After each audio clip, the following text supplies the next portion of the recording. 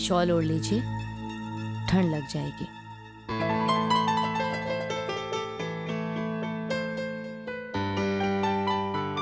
चिनू जी सुनिए ना, चलिए ना उस पेड़ के नीचे बैठते हैं, बहुत मजा आएगा। चलिए ना प्लीज। अरे शालू, वहाँ बहुत धूप है, गर्मी लगेगी। एक काम करते हैं, हम उस तरफ जाते हैं, वो पेड़ के नीचे, ठीक है? हाँ जी, चल, चलिए आ जाओ। सिंदूरा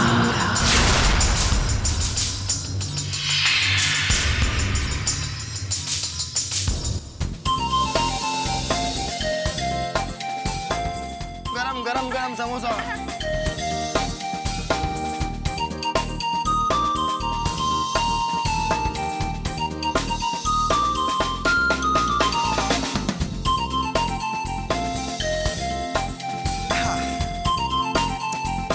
लेडीज एंड जेंटलमैन, आपका शेफ गर्मा गर्म बाबूकी के साथ तैयार है। तो बताइए किसको भूख लगी है? मुझे। चलो विद्या, फटाफट नहीं खाने दो।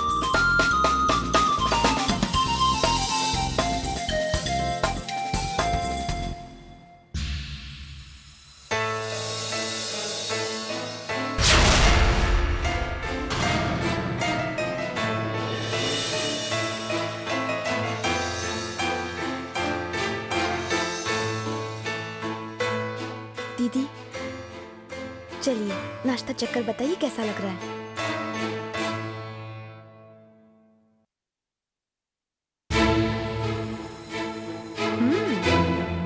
वाकई अच्छा बना है।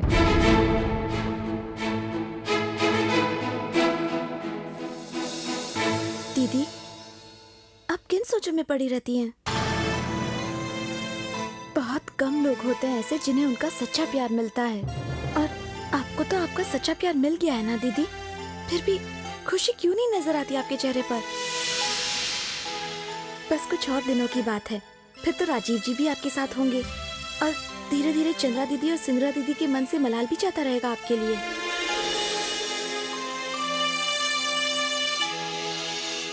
खून का रिश्ता होता ही ऐसा है, भले कितने भी मनमुटाव हो, उसकी कशिश नहीं जाती। दीदी अब आप अच्छे दिल से खुशी खुशी सिर्फ राजीव जी का इंतजार कीजिए। ओहो, भाभी ननन में बड़ी मीठी मीठी बातें हो रही है। विद्या, तुम ठीक कह रही हो। तुमने इस मुश्किल वक्त में मेरा बहुत साथ दिया है। ये थैंक यू शब्द बहुत ही छोटा है।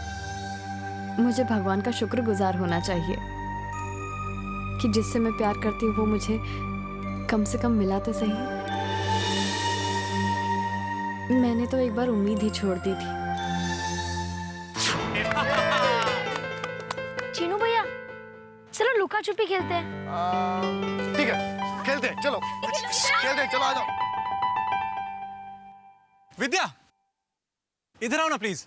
जी आई, हम आते हैं।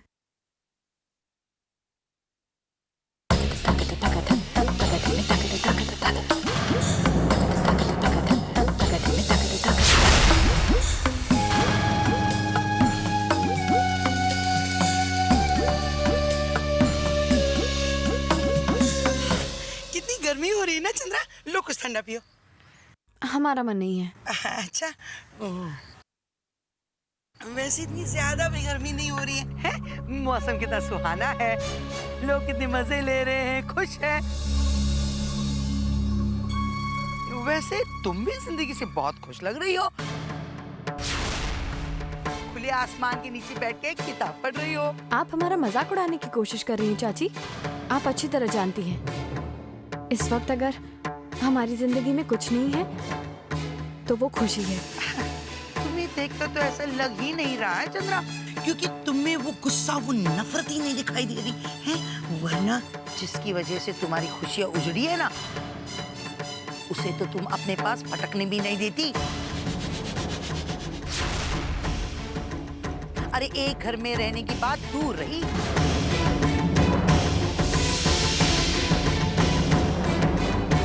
हम कर भी कह सकते हैं चाची। मवादी को घर से निकालने से तो रहे हम, और अगर इन्हें घर से निकालना ही होता तो हम इन्हें तभी घर से निकाल देते जब राजीव हमारे पास थे। अरे वैसे एक बात तो मेरी अभी भी समझ में नहीं आ रही कि राजीव महुआ पे कैसे फिदा हुआ। कहने का मतलब है कि पति तो वो तुम्हारा बन के आया था, है ना? तुम्हारे साथ तुम्हारे कमरे में भी रहा। हैरानी की बात है कि तुम्हारे साथ होते हुए भी उसने इस तलाकशुदा महुआ को कैसे पसंद किया। मैं अगर तुम्हारी जगह होती ना चंद्रा तो शर्म से डूब मरती है। इससे ज्यादा एक औरत की बेइज्जती क्या हो सकती है? शर्मनाक बात। सच कहो ना चंद्रा तो ये मर्द जात होती ही ऐसी है। अच्छा चेहरा देखा कि फिसले। अच्छी सूरत? आपके कहने का मतलब क्या है कि हम? नहीं नहीं बेटा, मेरा मतलब तो वैसे बिल्कुल नहीं था। तुम भी तो बहुत सुंदर हो, लेकिन राजीव को महुआ पसंद आई, है ना?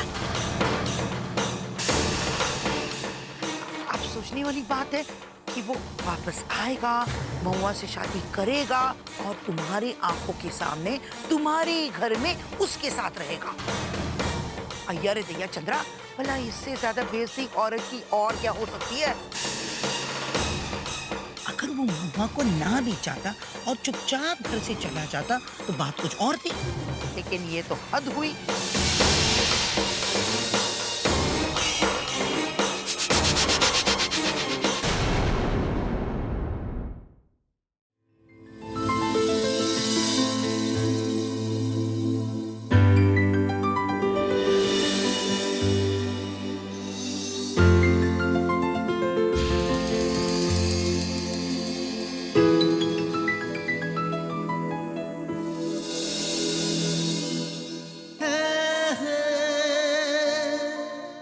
मुझे पानी बहुत पसंद है विद्या।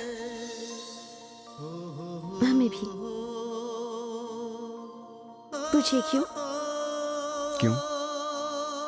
क्योंकि पहली बार ना हमने आपको गंगा तट पर पानी में ही देखा था।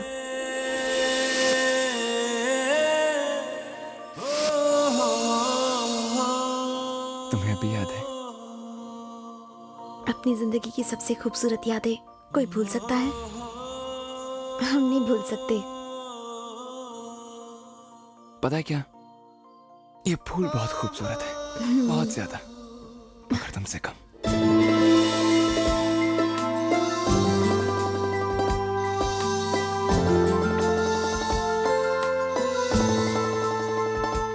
अरे बस विद्या बस।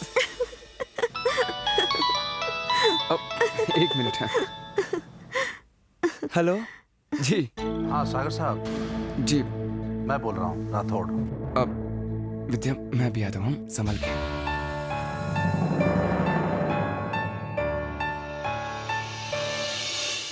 जी बताइए। हालात खुशगवार नहीं है सागर साहब। मैंने उस शॉप पर इंक्वायरी की जहाँ से वो सेलफोन खरीदा गया था, जो हमें मिस्टर अनिकेत की अलमारी से मिला था। तो मालूम ये हुआ कि वो सेलफोन अभी 3 महीने पहले ही खरीदा गया था, और जिस शख्स ने उसे खरीदा था वो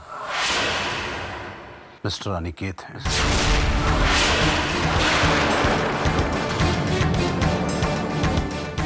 बात मेरी समझ में नहीं आ रही सागर साहब कि what exactly are you fishing after? सारे सबूत आपके सामने हैं, हर रात से पर्दाफाश हो चुका है, फिर किस चीज का इंतजार कर रहे हैं आप? हमने वो सेलफोन भी बरामद कर लिया है जिससे बलवंत को फोन किया गया था। वो बलवंत जिसने आप पर जानलेवा हमला किया था, वो सेलफोन मिस्टर अनिकेत के नाम पर है। उसके अंदर जो सिम मौजूद था, उस सिम का रजिस्ट्रेशन मिस्टर अनिकेत के नाम पर है। वो शख्स जो आपकी कंपनी का सीक्रेट टेक ओवर करना चाह रहा था, आप ही की कंपनी के शेयर्स खरीदकर, वो मिस्टर अनिकेत सिंह है। फिर और क्या सबूत चाहते हैं आप? आपको याद होगा सागर साहब, मैंने आपसे पहले ही कहा था कि इस पूरे मामले की कड़ी कहीं ना कहीं आप ही के परिवार के किसी न किसी सदस्य के साथ जुड़ी हुई है। एंड फाइनली वही हुआ। Shut up. क्या बकवास कर रहे हैं आप? आप जानते हैं आप क्या कह रहे हैं? आप मेरे जीजू के बारे में बात कर रहे हैं। मिस्टर राठौड़, ये सबूत सब बेमाने हैं, सब। आप कह रहे हैं कि जीजू ने मार्केट से कंपनी के शेयर्स खरीदे, उस फोन से फोन किए। फिर का इन्फॉर्मेशन मेरे जीजू हिल डुल नहीं सकते हैं, अपना हाथ नहीं हिला सकते, और आप कह रहे हैं कि उन्होंने फोन किए, मार्केट से कंपनी के शेयर्स खरीदे। बकवास है। क्या आप पूरे यकीन के साथ ये कह सकते हैं कि मिस्टर अनिकेत अपाहिज हैं? हाँ।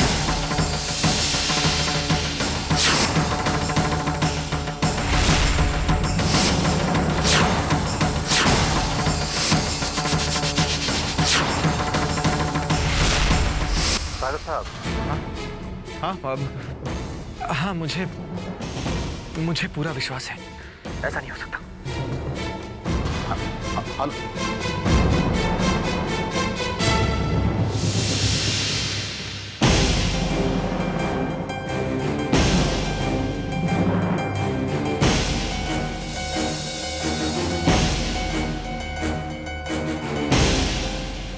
क्या हुआ? बुआ जी, ऐसी कोई तो बात है जो ये हमें बता नहीं रहे, और हमें सोचकर भी डर लग रहा है उस बारे में। पता है हमें क्या लग रहा है? कि इनकी तलाश सिंदूरा दीदी तक न पहुंचकर किसी और की तरफ तो नहीं पहुंच रही।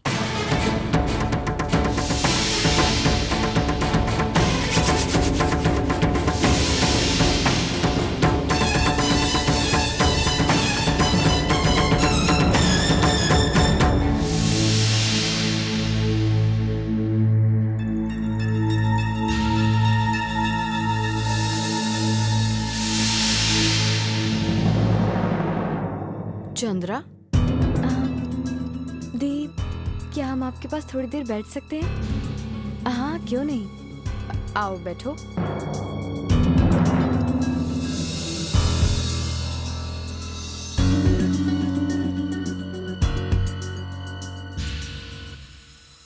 दी, पिछले दिनों में जो कुछ भी हुआ उसके बारे में हमने काफी सोचा, और हमें इस बात का एहसास हुआ है कि हमसे कितनी बड़ी गलती हुई थी।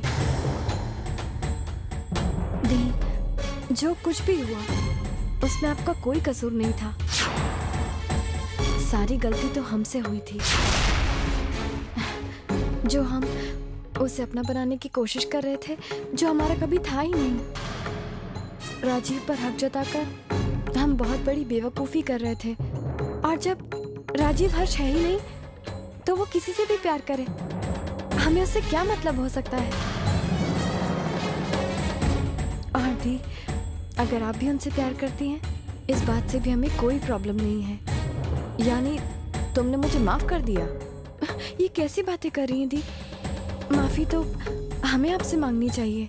हमने कितना भला बुरा कहा है आपको, लेकिन मुझे तुम्हारी किसी भी बात का बुरा नहीं लगा है चंद्रा, क्योंकि मैं तुम्हारा दर्द समझती हूँ।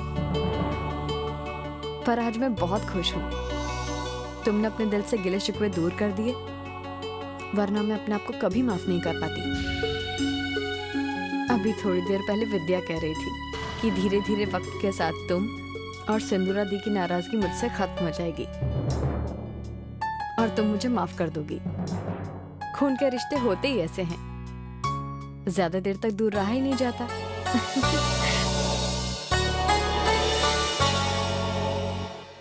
ये तो माओवादी वक्त आने पर आपको पता चलेगा। रिश्तों का मतलब तो हम समझाएंगे आपको। जो बेइज्जती, जो जिल्लत हमें आपकी वजह से उठानी पड़ी है, उसके बाद तो आपको माफ करने का सवाल ही पैदा नहीं होता।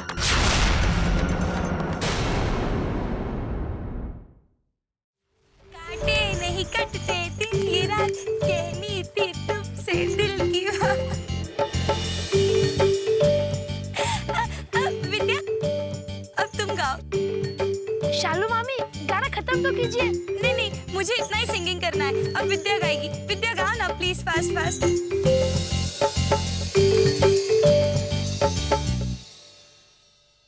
तुम बिन क्या है जीना, क्या है जीना, तुम बिन जिया जाए कैसे, कैसे जिया जाए तुम बिन। सदियों से लंबी है रातें, सदियों से लंबे हुए दिन। आ जाओ लौट के तुम, ये दिल कह रहा है।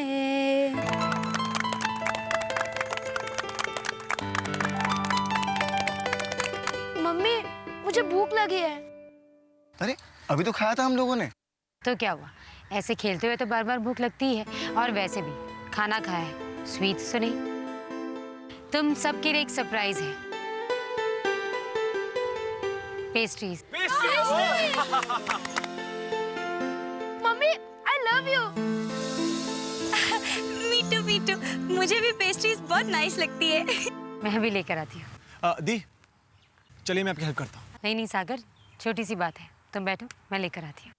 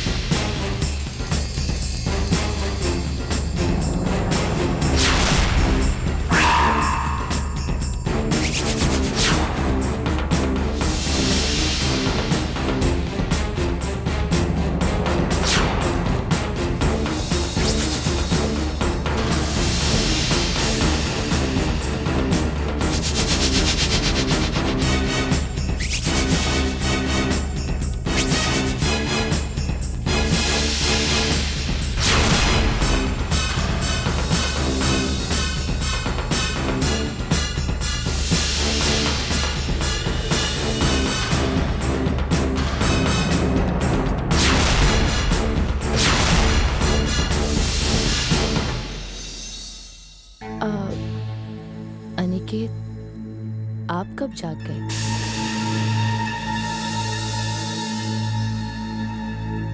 आपने मुझे इस पाइनएप्पल पेस्ट्री में जहर मिलाते हुए देख लिया?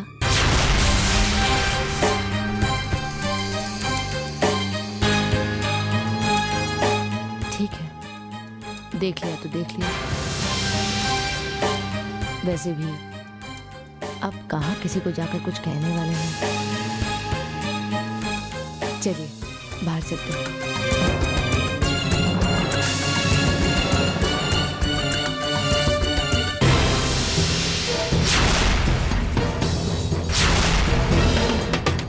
पेस्ट्रीज आ गई। पेस्ट्री आ गई। पेस्ट्रीज।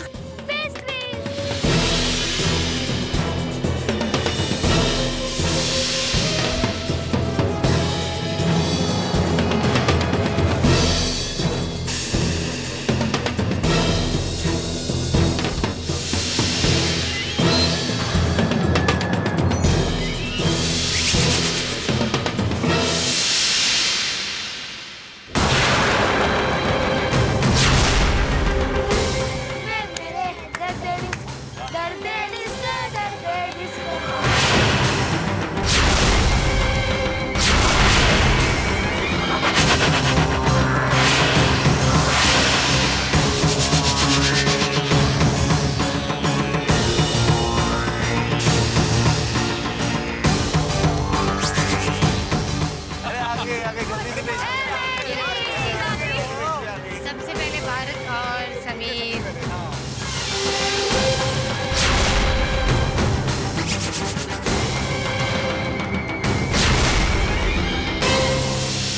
चंद्रा,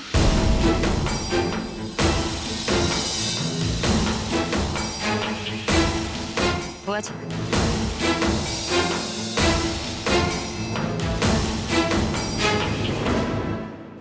मैं आता हूँ प्लेस लेकर।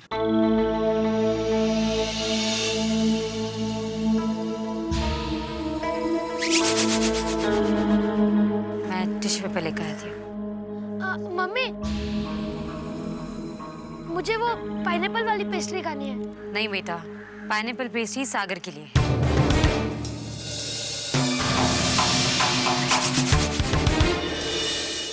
मुझे भी पाइनएप्पल वाली पेस्ट्री खानी है। भारत, सागर को सिर्फ पाइनएप्पल पेस्ट्री ही पसंद है।